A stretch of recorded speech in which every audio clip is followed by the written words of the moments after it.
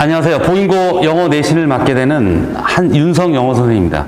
오늘은 이제 그 비대면 온라인 실시간 생방송으로 진행되고 있기 때문에 편하게 마스크를 벗고 진행하도록 하겠습니다.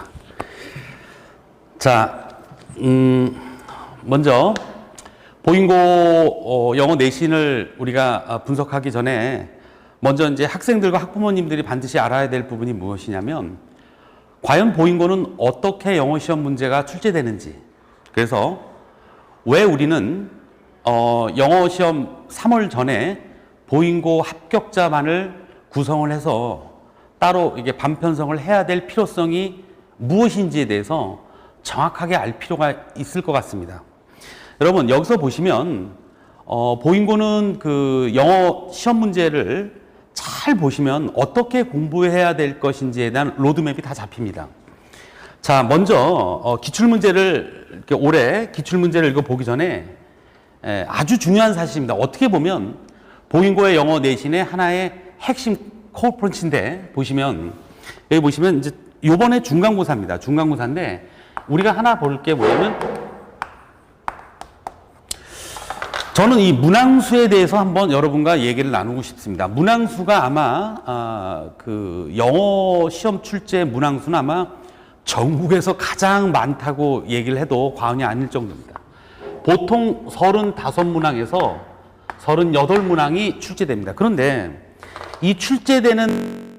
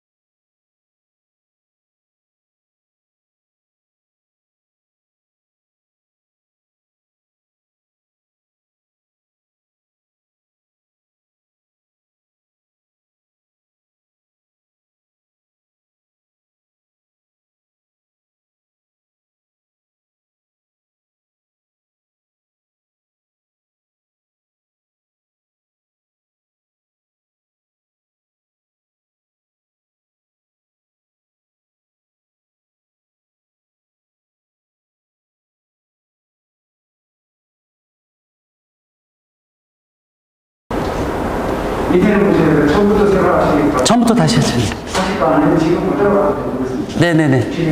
네. 잠깐 그 시스템 오류로 계속 이어서 설명하도록 하겠습니다. 자, 먼저 보인고 1학년 영어 내신을 우리가 준비하는 데 있어서 가장 중요한 부분은 우리가 조심해야 될 부분은 바로 문항수입니다. 문항수. 자, 문항수인데요.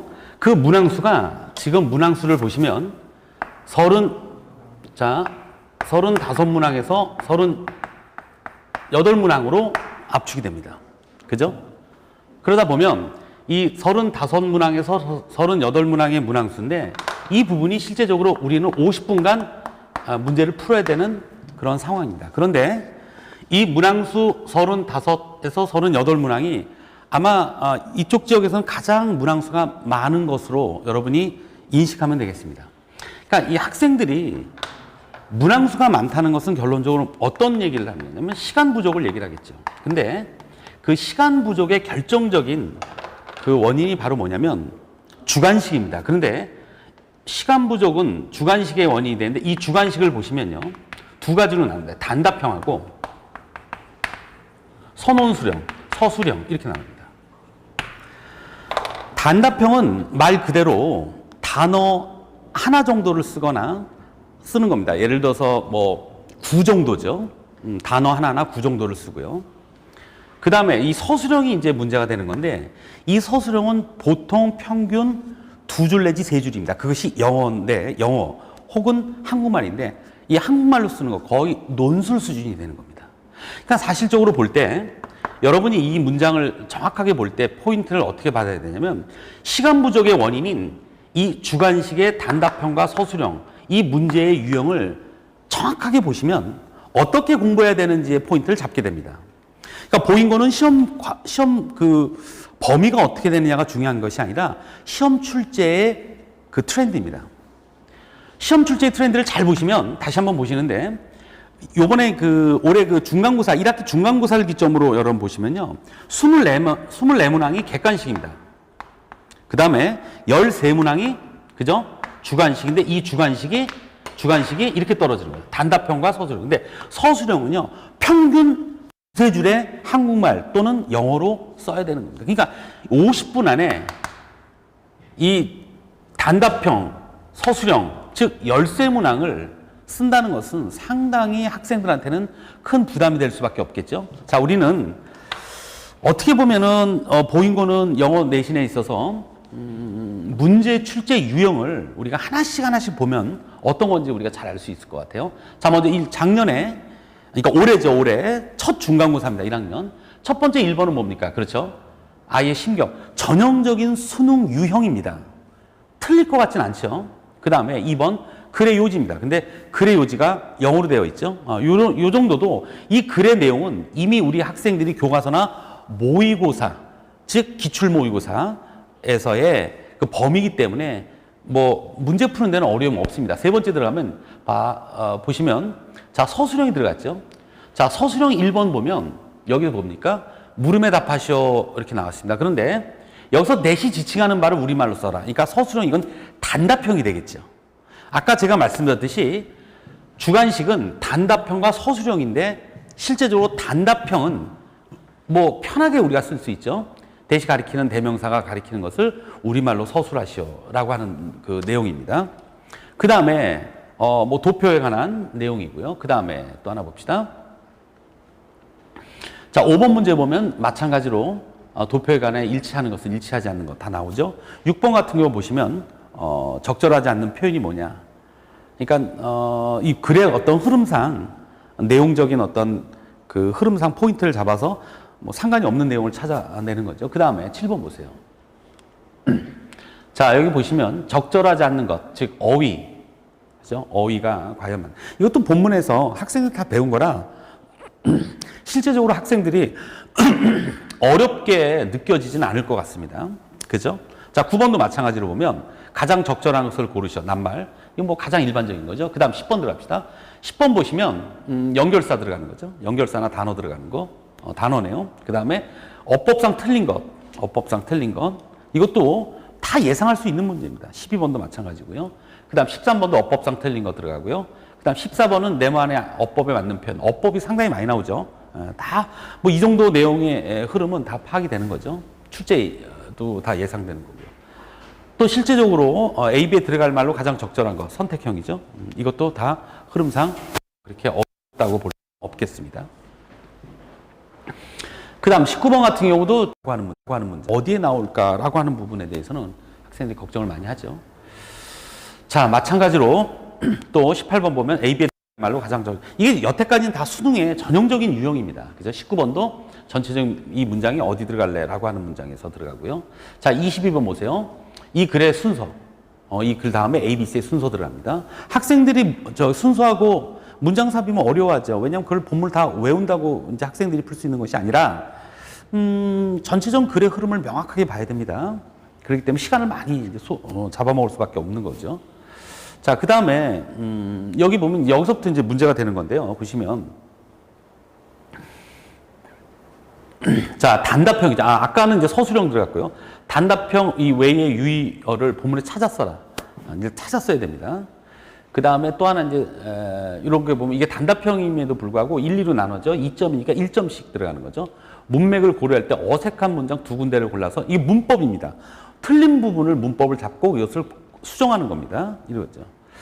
자, 단답형 3번. 이 단답형이라 하더라도 두 군데를 골라서 문법적으로 수정하라 이런 얘기입니다. 내용적으로. 무슨 말인지 알겠죠? 밑줄 친 말에 문법적으로 틀린 부분을 수정을 해라 이런 얘기입니다. 자, 단답형 정도만 해도 단답형이 이게 3점이 하나 1점씩입니다. 1점씩이고요.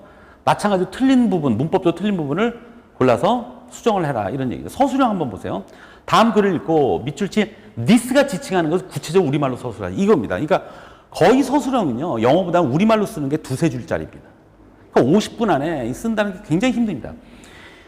자, 서술형 2번을 보시면 우리말로 서술하라 그랬어요. 그런데 놀라운 것은 뭐냐면 이 서술하다 보면 보통 정답이 두세 줄인데 그 두세 줄 중에 이제 그 부분 점수가 있잖아요. 그런데 한 번도 보인고에서는 부분 점수에 논란이 일어나지 않았습니다. 무슨 얘기냐면 부분 점수의 지침이 아주 디테일합니다.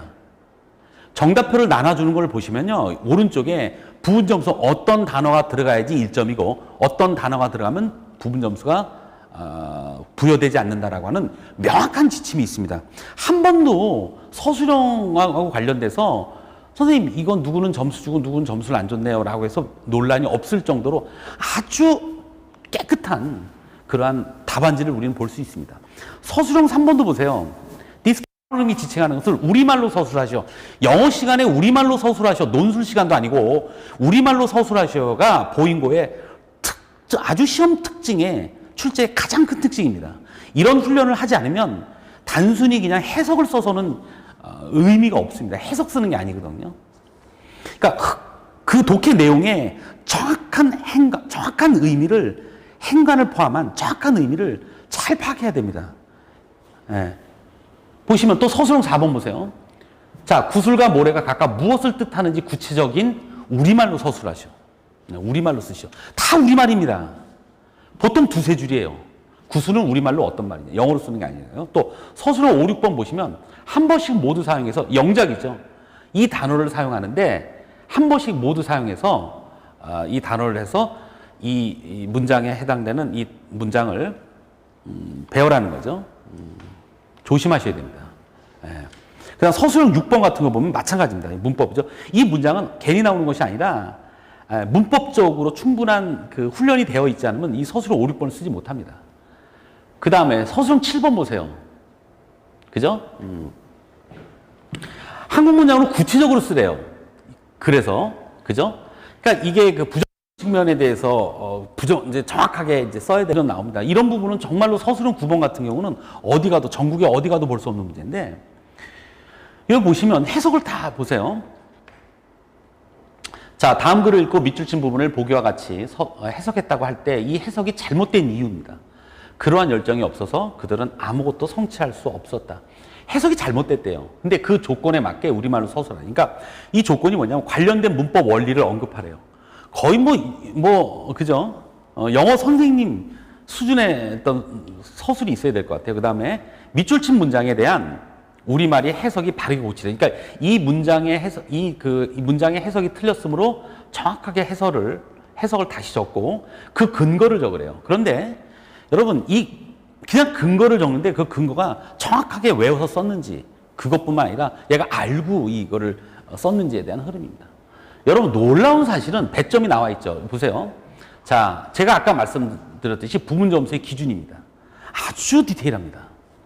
그리고요, 서술형 같은 거 보면 거의 두 줄이죠. 나쁜 재료를 쓰고 많은 노력과 시간을 들이지 않는 것. 단답형은 이렇게 단답형은 딱딱 떨어지죠. 수정하는 거. 근데 서술형은 보통 거의 논술식으로 두세 줄입니다. 두세 줄. 그런데 이 두세 줄에 해당되는 이 명확한 설명을 정확하게 자기가 적어야 돼요. 의미 파악을 해서. 단순히 해석 적는 게 아니고요. 마찬가지로 이것도 서술형 3번도 그러한 어떠한 내용이죠. 보시면 이쪽은 부분 점수의 기준입니다.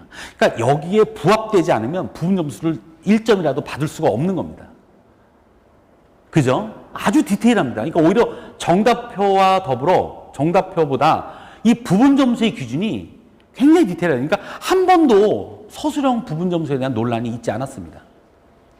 제가 뭐 한 6년 넘게 보인고를 전문으로 제가 대치메카에서 처음으로 보인고를 했죠. 대치메카가 아마 대치동에서 보인고를 가장 먼저 그 어머니들끼리 해서 이렇게 팀으로 모았던 그 기억이 있는데 보시면 이게 지금 그때부터 그랬어요. 문제가. 이게 어제 오늘 일이 아니에요. 그러니까는 보인고는 우리말로 서술하시오. 의미하는 바를 쓰시오. 이거를 정확하게 이해해서 써야 됩니다. 해석 쓰면 다 틀립니다. 무슨 얘기냐면 예를 들어서 the opposite of coin is also the true라는 말이죠. The opposite side of coin is also true. 그러니까 동전의 반대편도 역시 마찬가지다라는 말 할 때 그 의미를 써야 됩니다. 예를 들어서 우리 이런 독해가 있었죠. 우리가 무엇인가를 기억하기 위해서는 그것을 말을 한대요. 누구한테 또는 자기한테. 다시 한번 우리가 무언가를 기억하기 위해서는 그것을 말을 한다고 나옵니다. 그런데 그 다음 문장이 뭐라고 하냐면 the opposite side of coin is also true라는 말이 나와요. 그러니까 그걸 그대로 직역하면 동전의 반대면도 역시 사실이다 라고 할 때 밑줄이 딱 거져 있고 이 밑줄이 의미하는 바를 우리말로 쓰시오 이렇게 나옵니다. 그럴 때는 봐봐 앞내용이 어떤 내용이 있어요. 우리가 무엇인가를 기억하기 위해서 말을 한다 그랬죠. 그러면 동전의 반대편도 역시 사실이다 그러면 뭐야? 어떻게 써야 됩니까? 그렇죠. 기억하고 싶지 않을 때는 말하지 않는다 이렇게 써야지 맞습니다. 그런데 동전의 반대면도 역시 사실이다 하면은 그건 0점 처리됩니다. 그게 바로 보인고 영어 출제 스타일입니다. 당신이 왕자님을 만나기 위해서는 수많은 개구리와 입맞춤을 해야 된다라는 표현이 있어요. 왕자님을 만난다는 것은 성공이고요. 수많은 개구리와의 입맞춤은 실패입니다. 수많은 실패가 있어야 성공을 이룬다. 그런 말의 의미를 써야 됩니다. 이게 바로 보인고 스타일의 우리말로 쓰시오, 의미하는 바를 서술하시오라는 문제 출제 유형입니다. 그대로 당신이 왕자님을 만나기 위해서 많은 개구리와 입맞춤을 해야 된다고 번역을 하면 그것도 의미하는 바가 아니잖아요. 직역이잖아요. 그게 보인고 스타일입니다. 그러니까 저는 보인고 학생들이 왜 방학 동안에 보인고 반을 결성을 해야 되냐면 다른 학생들과 달리 모든 독해의 출제 포인트는 그런 식으로 합니다. 주제, 요지, 제목, 일치, 불일치, 작자의 주장, 요지 이것이 그렇게 중요하지 않습니다. 의미하는 바, 그 뜻, 속뜻, 행간을 충분히 공부해야 되죠. 물론 그러다 보니까 언어 감각이 강한 아이들이 실제적으로 서술하시어 의미하는 말을 쓰시어 할 때 아주 좋은 점수를 받았던 것은 사실입니다. 하지만 충분히 훈련을 통해서 우리는 커버할 수 있습니다. 그래서 여러분이 원래 독해라는 것이 읽고 이해하는 데 국한되는 것이 아니라는 걸 아셔야 됩니다. 보인고는 어제 오늘의 출제 방식이 아니라는 겁니다. 그래서 여러분한테는 조금 편할 수가 있는 게 뭐냐면 작년에 비해서 올해는 그 외부 지문하고 부교재가 많이 축소됐습니다. 그러니까 아무래도 학생들이 영어 공부하는데 너무나 부담감이 있다라는 여론이 있어서 그런지 교과서와 모의고사 기출로 국한되어 있습니다. 물론 이제 기말 가면 이제 추가 지문이라고 해서 이제 몇 개가 나왔지만 예전과 달리 작년과 달리 EBS 부교재를 채택하지 않았어요. 올해는. 그것은 아마 내년에는 어떻게 될지 모르겠으나 아마 실질적으로 학생들이 영어에 대한 부담감이 크기 때문에 그 대신 교과서의 시험 범위가 큽니다. 보통 3과에서 4과입니다. 그리고 기출모의고사 한 3회분, 2, 3회분으로 해도 충분히 여러분의 어떤 1등부터 전교 꼴등까지 그 변별력을 주는 데는 큰 어려움이 없습니다. 그리고 또 하나 여러분 조심해야 될 게 뭐냐면 이게 지금 보세요. 그죠? 아까 말한 그 부분 점수 기준표입니다. 서술형 보세요, 서술형. 이게 국어 시간이 아니에요. 영어 시간에 의미하는 바를 쓰세요라고 하는 이게 국어 정답지지 이게 영어 정답지입니까? 번역을 쓰면 안 됩니다.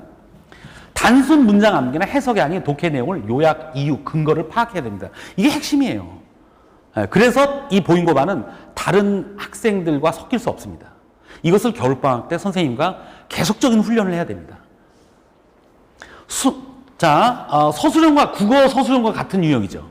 국어 서술형과 같은 유형입니다. 혹시 국어 뭐 답안지냐 이렇게 얘기했죠. 의미하는 말을 우리말로 쓰시오. 그 다음에 수능 영역을 골고루 출제하는 건 맞습니다. 아까 말한 주제, 주인공의 심경, 어법, 글의 일치, 불일치, 문장 삽입, 순서 배열. 그런데 그 문제에서는 많이 안 틀려요.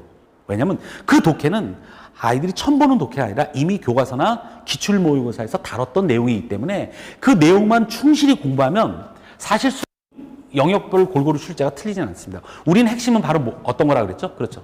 시간 부족을 유발하는 즉 열세문항 정도 나오는 주관식의 단답형과 서술형입니다.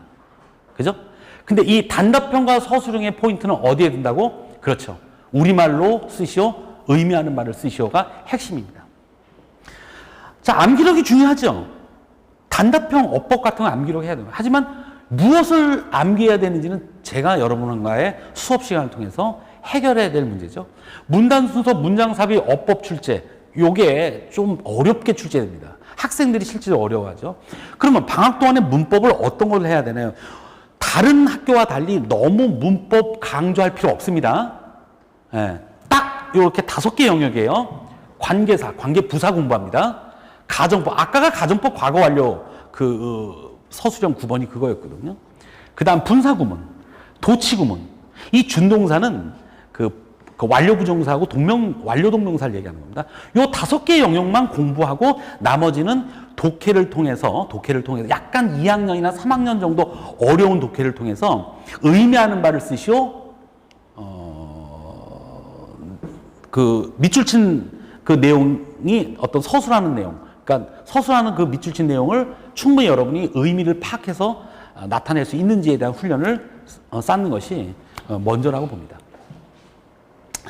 지필고사를 기점으로 가는데 요게 80점 만점입니다. 20점은 수행평가인데 수행평가에서 보시면요. 많은 학생들이 실제로 다 수행평가 15점, 20점을 줄 것 같은데 그렇지 않습니다. 평균적으로 보면 지필고사 다 맞았는데 수행평가에서 3점 깎였어요. 그러니까 한 반에 수행평가 만점자가 2~3명밖에 없어요.